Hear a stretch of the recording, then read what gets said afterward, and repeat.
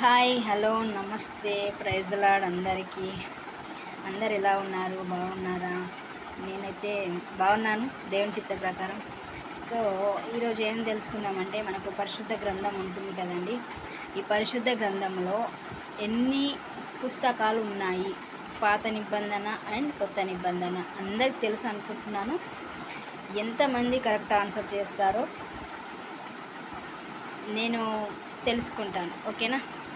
ఎంతమంది ప్రతిరోజు బైబిల్ చదువుతున్నారు అనేది నాకు అర్థమవుతుంది, ఓకేనా? మీరు ఎన్ని పుస్తకాలు ఉన్నాయి పాత నిబంధన అండ్ కొత్త నిబంధన మీరు మెన్షన్ చేసి నాకు కామెంట్ సెక్షన్లో కామెంట్ చేయండి, ఓకేనా? మీరు ప్రతిరోజు దేవుని ప్రార్థిస్తారు అనుకుంటున్నాను, ప్రతిరోజు పరిశుద్ధ గ్రంథాన్ని చదువుతారు అనుకుంటున్నాను. చదివిన వాళ్ళు డెఫినెట్గా కరెక్ట్ ఆన్సర్ చేస్తారు, ఓకేనా? చూద్దాం ఎంతమంది చదువుతున్నారు ఎవ్రీడే దేవుడి వాక్యాన్ని అనేది, ఓకేనా?